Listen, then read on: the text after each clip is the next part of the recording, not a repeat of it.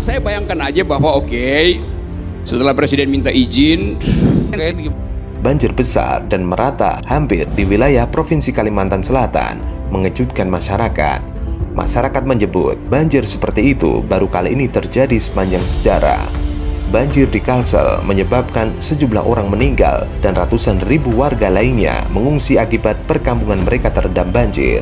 Sejauh ini, Badan Penanggulangan Bencana Nasional menyampaikan terdapat 7 kabupaten yang terdampak banjir di Kalimantan Selatan, yakni Kabupaten Tapin, Kabupaten Banjar, Kota Banjarbaru, Kabupaten Tabalong, Kabupaten Balangan, Kabupaten Hulu Sungai Tengah, dan Kota Tanah Laut. Sementara itu, sejumlah organisasi pemerhati lingkungan hidup menyoroti banjir kali ini disebabkan oleh rusaknya ekologi di Kalsel akibat ulah manusia. Salah satunya Greenpeace juga menerangkan bahwa lebih dari separuh hutan hujan Kalimantan hilang dalam 50 tahun terakhir, berganti dengan perkebunan monokultur dan lubang tambang batu bara.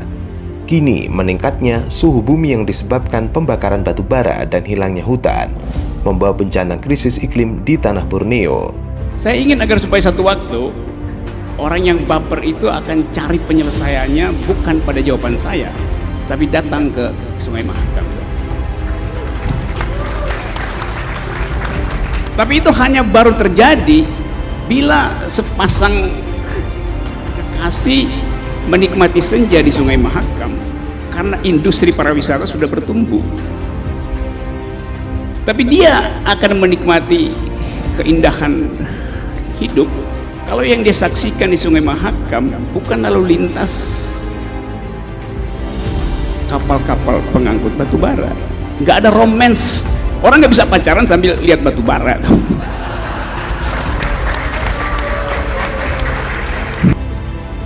Dia harus menghasilkan rindu, mesti disebut ini ibu kota rindu. Jadi kita bisa bilang mau kemana, mau ke Samarinda, oke. Tapi kalau Samarinda itu istilah siang hari, kalau malam Samarindu. Kan itu jualan pertama kan, mau kemana? Kalau kita hentikan industri ekstraktif dan kita ganti dengan industri yang menghasilkan keakraban, kemesraan, maka akan jadi viral kemana-mana. Yuk ke Samarindu, artinya pergi sore-sore pakai pesawat kan murah sekarang dari Jakarta. Kalau Samarinda dia mau bisnis, kalau Samarindu dia mau bermesraan. Greenpeace Indonesia menyebut kerusakan ekologi yang belum juga menjadi perhatian serius pemerintah Jokowi mengantarkan pada bencana yang kembali mengawali awal pergantian tahun. Banjir Kalsel di awal tahun ini bukanlah yang pertama terjadi, tapi justru menimbulkan dampak yang kian parah. Greenpeace Indonesia juga menyoroti tingginya curah hujan yang dijadikan alasan utama atas banjir yang terjadi. Padahal, faktor yang tidak kalah penting, yakni adanya kerusakan lingkungan yang terjadi. Tingginya curah hujan masih dijunjung dengan faktor, padahal laju krisis iklim yang terus diperparah oleh ketimpangan lingkungan hidup atas kepentingan lahan industri menjadi penyebab utama. Perlu selalu kita sadari bahwa keseimbangan ekologi bukan hanya perihal pelestarian lingkungan ataupun ekosistem alam di luar sana, tapi juga soal hajat hidup yang dekat dengan kita semua, soal bencana yang semakin marah mengancam nyawa. Waktunya menanamkan kepedulian untuk bersama mendorong upaya pemulihan lingkungan menuju normal baru yang berkelanjutan demi meredam ancaman bencana yang berulang. Tadi saya bilang Gubernur DKI Jakarta, Anies Baswedan, menyoroti soal pemindahan ibu kota negara ke Kalimantan.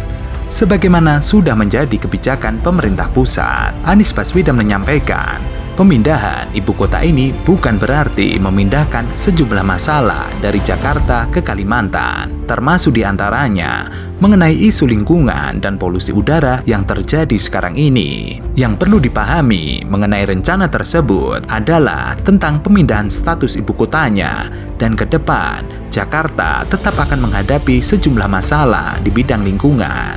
Jadi, kalaupun ibu kota dipindahkan ke Kalimantan, itu tidak akan memindahkan masalah, kata Anies Baswedan dalam diskusi virtual bertemakan Climate Heroes bersama Dino Patijalal. Tidak lagi menjadi daerah khusus ibu kota, Anies Baswedan meyakini ke depan Jakarta akan tetap menjadi sebuah kota yang terus bertransformasi. Para generasi mudanya saat ini terus peduli terhadap isu-isu lingkungan di daerahnya.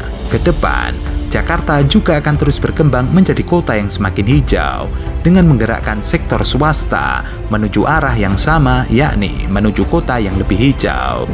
Ada satu catatan, begitu kita bikin taman begini, maka ini menjadi ekosistem hijau. Binatang pun berdatangan, burung-burung. Sekarang tadi saya lihat ke sini, sekarang udah lebih banyak burung-burung dibandingkan dulu.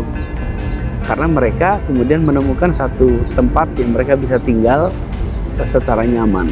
Dan ini nanti akan kita siapkan juga untuk bisa memfasilitasi makhluk hidup yang ada di sekitar tempat ini.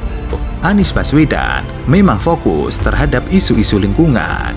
Terakhir kali, Anies Baswedan sangat gembira saat masyarakat yang peduli lingkungan dimenangkan saat menggugat terkait buruknya udara di kota-kota besar. Kita beri kesempatan dulu, Bung Rocky. Saya melihat ya, komentar Anda ini semua serba carut-marut pemerintah itu. Ya kan? Terutama juga ibu kota negara Indonesia. Jangan Anda memberi virus kepada ini untuk menggagalkan ibu kota Indonesia pindah ke Kalimantan Timur. Sekarang saya ingin tahu, kalau Anda jadi presiden, ya, apa yang Anda pikirkan untuk negara ini, untuk Republik Indonesia ini, dengan segala permasalahannya?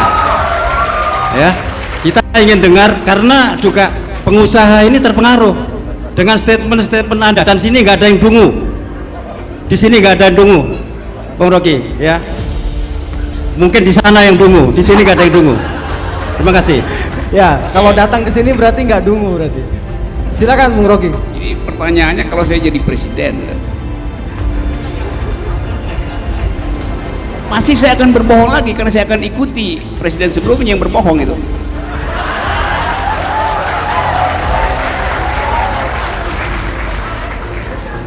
Justru tradisi itu kita mau hentikan supaya jangan tunggu orang jadi presiden untuk mengucapkan kebenaran. Saya nggak perlu tunggu jadi presiden untuk mengetahui bahwa setiap semen yang ditanam di ibu kota baru, sekian banyak cacing jenisnya punah, sekian banyak ular kabur dari situ. Dan satu waktu nanti di gua-gua yang ada di, kita bayangin 100-200 ribu tahun lagi, gua-gua yang ada di Sangkulirang itu bukan lagi tapak tangan, tetapi lukisan Pinocchio.